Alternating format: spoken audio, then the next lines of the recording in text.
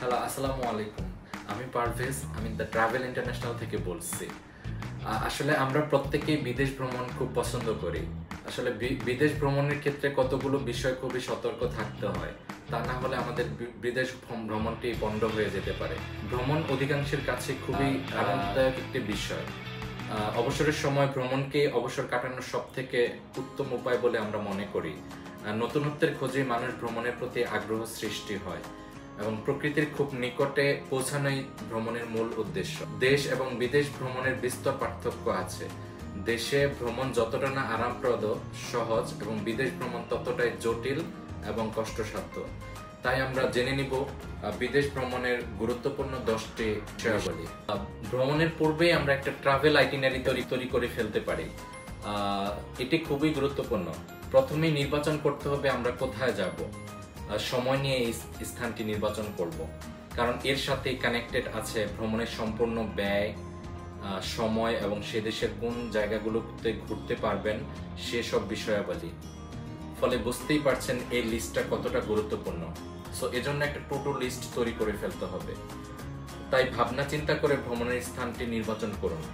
এই লিস্টে যুক্ত করুন নির্বাচিত দেশের কোন কোন জায়গাগুলো আপনার পক্ষে ভ্রমণ সাধ্য। আপনার বাজেটের মধ্যে যে জায়গাগুলো ঘুরতে পারবেন সেগুলো টুকে ফেলুন এই লিস্টে। আর হ্যাঁ, সময় নির্ধারণ এই স্টেজেই করতে হবে। আর কতদিন থাকবেন, কোন কোন জায়গাগুলোতে কত সময় কাটাবেন, এইসব খুঁটিনাটি বিষয়গুলো ওই ট্রাভেল আইটিনারিতে আপনারা তৈরি করে ফেলুন। দ্বিতীয় যে বিষয়টি সবচেয়ে গুরুত্বপূর্ণ তা হলো ভ্রমণের পূর্বে আপনার একটি পাসপোর্ট থাকা বাধ্যতামূলক।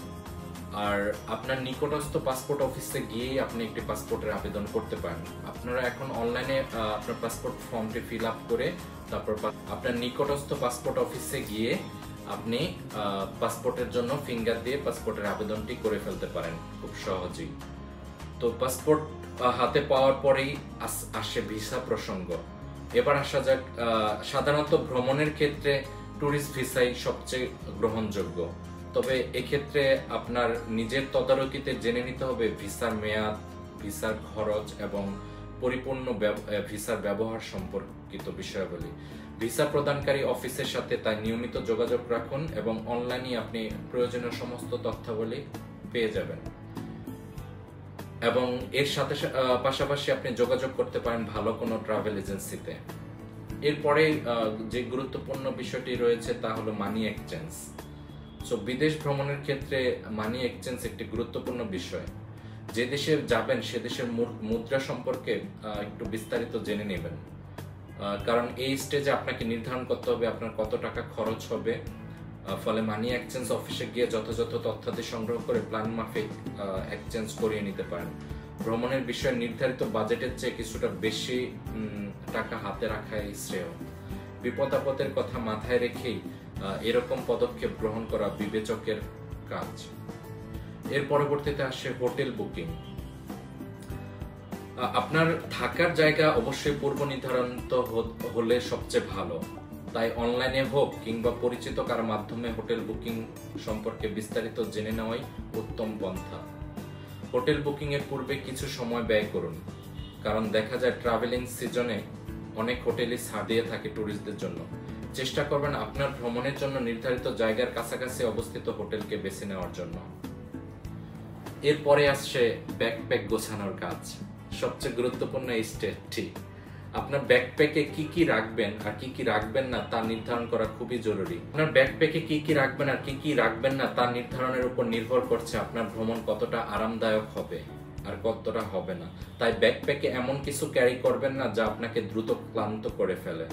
সিজন অনুযায়ী পোশাক নির্ধারণ করুন। সাথে অবশ্যই আপনার প্রয়োজনীয় ইলেকট্রনিক গ্যাজেটগুলো রাখবেন, মোবাইল, মানি ব্যাগ, ক্যামেরা, আপনার সমস্ত পাওয়ার ব্যাংক, হেডফোন ইত্যাদি গুছিয়ে নেবেন। তবে এক্ষেত্রে আপনার ফোন এবং ক্যামেরার ব্যাকআপ চার্জিং ব্যবস্থা রাখা ভালো। এগুলো আপনাকে বিব্রতকর যে কোনো মুহূর্ত থেকে রক্ষা করবে। এর পরবর্তীতে আসে সবচেয়ে গুরুত্বপূর্ণ বিষয় হচ্ছে আপনার নিজের স্বাস্থ্য সচেতনতা। কারণ আপনারা জানেন ভ্রমণ খুবই ক্লান্তিকর একটি বিষয়। নিজের দেশের সাথে বিদেশের ভ্রমণের রয়েছে বিস্তর পার্থক্য। তাই যে দেশে যাচ্ছেন সে দেশের ভ্রমণের পূর্বে আপনার দরকারি ওষুধপত্রের জন্য ফার্স্ট এইড বা বেসিক মেডিকেল মেডিসিনগুলো সাথে নিতে ভুলবেন না। নির্দিষ্ট কোনো রোগ থাকলে আপনার ডাক্তার কর্তৃক সাজেস্টেড প্রেসক্রিপশন অবশ্যই সাথে রাখবেন। আর যে দেশে যাবেন সে দেশের কিছুটা নিয়ম কানুন জেনে যাবেন। পূর্বেই বলেছি আপনার নিজের দেশের সাথে বিদেশের বিস্তর পার্থক্য রয়েছে, তাই যে দেশে যাচ্ছেন সে দেশের স্থানীয় রীতিনীতি, ট্রাফিক রুলস ইত্যাদি জেনে যাবেন, কারণ দেশের ভিন্নতায় রীতিনীতি ও যথেষ্ট ভিন্নতা রয়েছে। নিজেকে বিপদে ফেলতে পারে এরকম আচরণ বর্জন করতে পূর্বেই এই সকল নীতি প্রাসঙ্গিক বিষয়গুলো অবশ্যই জেনে নেবেন। আর বর্তমান সময়ে ভ্রমণ প্লেসটি সম্পর্কে জানার সবচেয়ে ভালো মাধ্যম হচ্ছে আপনার একটি ট্রাভেল ব্লগ দেখতে পারেন ইউটিউবে, তারপর হচ্ছে গাইড বুক সংগ্রহ করতে পারেন ট্রাভেল রিলেটেড। উক্ত দেশের গাইড বুকটির সাথে রাখলে আপনার জন্য নিরাপদ এবং কষ্ট লাঘব হবে। বিভিন্ন রুট এবং রেস্টুরেন্টগুলো সম্পর্কে বিস্তারিত জানতে পারবেন। তাছাড়া আপনি যে স্থানে ঘুরতে চান তার সুস্পষ্ট বর্ণনাও পেতে পারেন এসব গাইড বুকগুলোতে। এর পরবর্তীতে আসে পরিবহন নির্বাচন। আপনার ভ্রমণের জন্য পছন্দ মতো এবং সুবিধা মতো পরিবহন নির্বাচন করুন। তাই আগে জেনে নিন কি কি উপায়ে সে দেশে ভ্রমণ করা যায়, তারপর নিজের সুবিধা মতো পরিবহন বেছে নিন।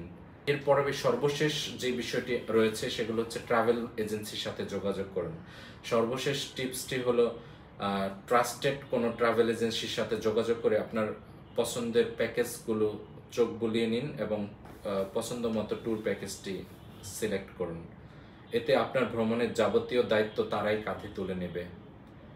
তো আপনার বিদেশ ভ্রমণ সম্পর্কিত যে কোনো তথ্যের জন্য যোগাযোগ করতে পারেন আমাদের সাথে দ্য ট্রাভেল ইন্টারন্যাশনালে। আশা করি টিপসগুলো আপনার পালন করার মাধ্যমে আপনার বিদেশ ভ্রমণ সহজ, সুখকর এবং আরামপ্রদ হবে। আপনার জন্য অনেক অনেক শুভকামনা রইল।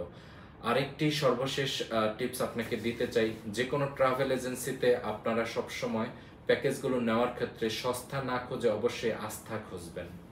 ধন্যবাদ সবাইকে।